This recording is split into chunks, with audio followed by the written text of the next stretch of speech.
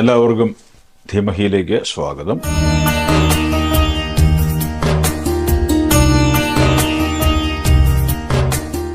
ഇന്നത്തെ എപ്പിസോഡിൽ നമ്മൾ 156-ാമത്തെ നാമമാണ് വിശകലനം ചെയ്യുന്നത്. കഴിഞ്ഞ തവണ നമ്മൾ 155-ാമത്തെ നാമം ഇതാണ്, നിരീശ്വര എന്ന് പറയുന്ന നാമമാണ് വിശകലനം ചെയ്തത്. അതായത് ദേവിയുടെ പുറത്തൊന്നും ആർക്കും അധീശത്വമില്ല, അധികാരമില്ല, അവകാശമില്ല.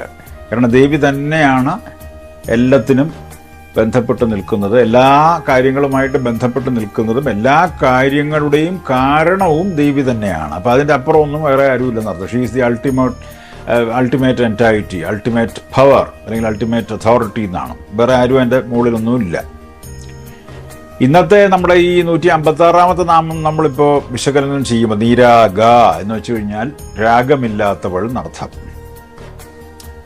ഈ രാഗം എന്ന് വെച്ച് കഴിഞ്ഞാൽ നമ്മുടെ എല്ലാ മനുഷ്യർക്കും ഉണ്ട്. രാഗം എന്ന് വെച്ച് കഴിഞ്ഞാൽ പാട്ടിൻ്റെ രാഗം എന്നുള്ള അർത്ഥത്തിലല്ല. രാഗം എന്ന് വെച്ച് കഴിഞ്ഞാൽ നമ്മൾ ജീവിക്കുമ്പോൾ നമുക്ക് ഒരുപാട് തരത്തിലുള്ള മോഹങ്ങൾ, ഇച്ഛകളുണ്ടാവും. പൈസ വേണം, എന്താ പറയുന്നത്, എല്ലാവരും അറിയണം, അറിയപ്പെടണം, പോപ്പുലാരിറ്റി വേണം, അതേപോലെ ശക്തി അല്ലെങ്കിൽ പവർ വേണം, അധികാരം വേണം, സൗന്ദര്യം വേണം, അതേപോലെ ആരോഗ്യം വേണം, എല്ലാവരാലും അംഗീകരിക്കപ്പെടുന്ന ഒരു പ്രത്യേക എന്താ പറയുന്നത് സമൂഹത്തിലൊരു പൊസിഷൻ വേണം. ഇങ്ങനെ umpty number of desires you have അല്ലേ. അപ്പോൾ എന്ത് പറ്റുമെന്ന് വെച്ച് കഴിഞ്ഞാൽ ഈ ഡിസയേഴ്സ് അഥവാ താല്പര്യങ്ങൾ, ഇംഗിതങ്ങൾ, പിന്നെ വാഞ്ചകൾ, ഇംഗിതങ്ങളും വാഞ്ചകളും ഒക്കെ മൂത്ത് അത് രാഗമായിട്ട് മാറുന്നു. അപ്പോൾ രാഗം എന്ന് വെച്ച് കഴിഞ്ഞാൽ നമ്മുടെ താല്പര്യങ്ങൾ അല്ലെങ്കിൽ പിന്നെ ഇംഗിതങ്ങൾ അല്ലെങ്കിൽ കാമനകളൊക്കെ തന്നെ മൂത്താണ് ഈ രാഗമായി മാറുന്നതെന്നർത്ഥം. അതിതീവ്രമായിട്ടുള്ള ഇച്ഛ, അതിതീവ്രമായിട്ടുള്ള ഇംഗിതം, അതിതീവ്രമായിട്ടുള്ള കാമനയാണ് നമ്മൾ രാഗം എന്നുള്ള പദം കൊണ്ട് ഇവിടെ ഉദ്ദേശിക്കുന്നത്. ഇനിയിപ്പോൾ അത് നമുക്ക് നടത്താൻ പറ്റിയില്ല. രാഗം എന്ന് പറയുന്നത് നമ്മുടെ തീവ്രമായിട്ടുള്ള താല്പര്യമാണ്. ആ താല്പര്യത്തിന് ഭംഗം ഉണ്ടായിക്കഴിഞ്ഞാൽ, ആ താല്പര്യം നടത്താൻ പറ്റാതിരുന്നു കഴിഞ്ഞാൽ, if it is not practicable or if it is not പിന്നെ within your hold, within your grasp, you become angry, irate, ഭയങ്കരമായിട്ടുള്ള ദേഷ്യം, ക്രോധമുണ്ടാവും. അപ്പോൾ ഈ രാഗമെന്ന് പറയുമ്പോൾ ശരിക്കും പറഞ്ഞു കഴിഞ്ഞാൽ പിന്നെ എന്താ പറയുക, മനസ്സുമായിട്ടും ബുദ്ധിയുമായിട്ടും അഹങ്കാരവുമായിട്ടും ചിത്തം അഥവാ ഇതൊക്കെ എല്ലാം എന്നിവയൊക്കെ തന്നെ രാഗങ്ങൾ തന്നെയാണ്. ഇവയുമായിട്ട് ബന്ധപ്പെട്ടാണ് ഇതൊക്കെ തന്നെ പ്രവർത്തിക്കുന്നതെന്നർത്ഥം. ക്രോധ, ലോഭ, മോഹ, മതമാത്സര്യാദികളൊക്കെ തന്നെ ഈ രാഗം എന്ന് പറയുന്ന പ്രത്യേക ഇതുമായിട്ട് ബന്ധപ്പെട്ടിരിക്കുന്നു എന്നർത്ഥം.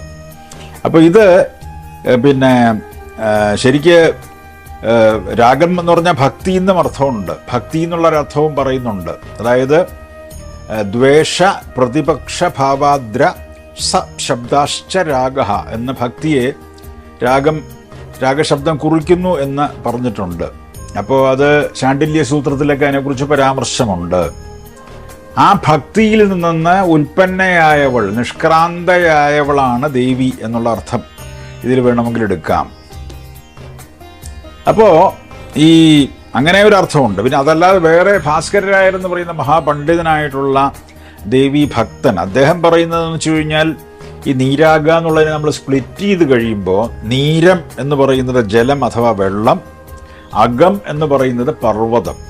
അപ്പോൾ നീരം അഥവാ ജലം എന്ന് പറയുന്നത് പിന്നെ നമ്മുടെ ഗംഗയും, അകം അഥവാ പർവ്വതം എന്ന് പറയുന്നത് ഹിമവാനും, ഹിമവാന്റെ പുത്രി എന്ന് പറയുന്ന പാർവതി നമുക്ക് വേണമെങ്കിൽ ഹിമവാന്റെ അതേ സ്റ്റാറ്റസ് ആണ്. അകം എന്ന് പറഞ്ഞാൽ പർവ്വതവുമായിട്ട് ബന്ധപ്പെട്ടവളാണ്, പർവ്വതപുത്രിയാണ് സാക്ഷാൽ ശ്രീ പാർവതി, ശ്രീ പരമേശ്വര പത്നി. അപ്പോൾ അങ്ങനെ പാർവതിയും അതേസമയം ഗംഗയുമാണ് ആ നീരാഗ എന്ന് പറഞ്ഞ പദം അത് ഉദ്ദേശിക്കുന്നു എന്ന് സാക്ഷാൽ ഭാസ്കരരായർ പറഞ്ഞു വച്ചിട്ടുണ്ട്. അപ്പോൾ ഇച്ഛമൂത്തത് രാഗമായി മാറാം, രാഗമെന്ന് പറയുന്നത് ഭക്തിയുമായിട്ട് ബന്ധപ്പെട്ടതാകാം.